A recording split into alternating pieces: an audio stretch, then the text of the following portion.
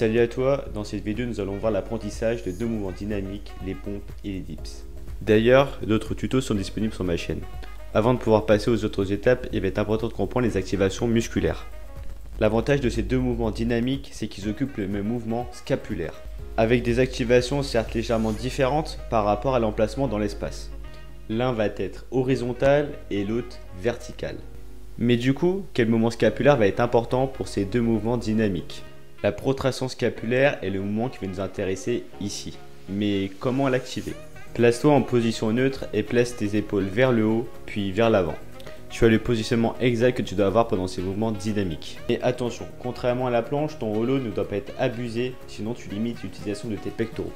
Nous allons voir maintenant les positionnements pour ces mouvements dynamiques. Dans un premier temps, place-toi bras tendus sur tes barres parallèles. Active ta protraction scapulaire et gaine la totalité de ton corps, surtout tes trapèzes et tes dentelés antérieurs pour maintenir ta protraction scapulaire. Effectue ta dip jusqu'à 4 degrés et remonte tout en ayant tes bras tendus. Pour ce mouvement, place-toi bras tendus en position pompe et active légèrement ta protraction scapulaire, mais pas trop pour éviter de désengager totalement tes pectoraux.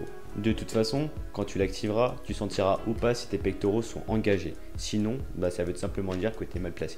Maintenant que la théorie est acquise, on va maintenant pouvoir passer à la pratique sous forme de programmation. Nous allons commencer par les dips, le plus difficile. Dans un premier temps, utilise un élastique de moins 25 kg et effectue une négative tout en activant ta protraction scapulaire.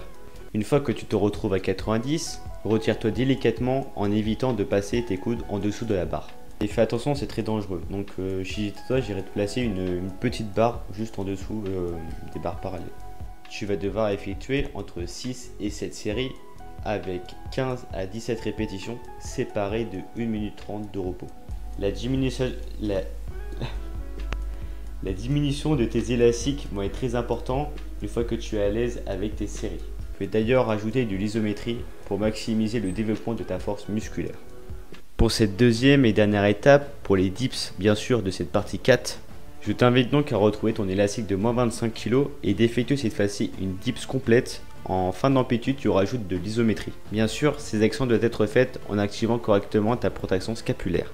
Pour les séries, on va être sur du 4 à 5 séries avec 5 à 8 répétitions, séparées cette fois-ci de 2 minutes 45 de repos. Par ailleurs, diminue la résistance de ton élastique jusqu'à te retrouver 100. Je t'invite donc à te mettre en position pompe et d'activer ta protraction scapulaire tout en effectuant ta négative. En fin d'amplitude, rajoute de l'isométrie. Tu vas devoir effectuer entre 4 et 5 séries avec 12 à 15 répétitions séparées de 1 minute de repos. Par la suite, tu vas devoir effectuer des amplitudes complètes avec de l'isométrie. Pour tes séries, elles seront de 3 à 4 avec 5 à 8 répétitions séparées de 2 minutes 45 de repos. Si ce mouvement dynamique devient trop compliqué, n'hésite pas à le faire sur les genoux. Je tiens à préciser que toutes ces étapes précédentes ne sont pas à oublier, mais à continuer pour te renforcer. Pour finaliser toutes ces étapes, les EMUM vont être très importants. Tu vas devoir effectuer un EMUM de 10 minutes séparé de 1 minute, dans laquelle tu vas devoir effectuer 10 dips et 10 pompes avant la fin du temps imparti. N'hésite pas à inverser régulièrement les pompes et les dips pour que chacun joue leur rôle respectif. À travers les séances qui vont poursuivre, tu vas pouvoir augmenter ton nombre de répétitions de 3 à 5. Voilà l'équipe, la progrès est terminée, maintenant tu n'as aucune excuse. N'hésite pas à t'abonner si tu veux en apprendre plus sur les mouvements dynamiques ou sur les figures de force. Prends soin de toi.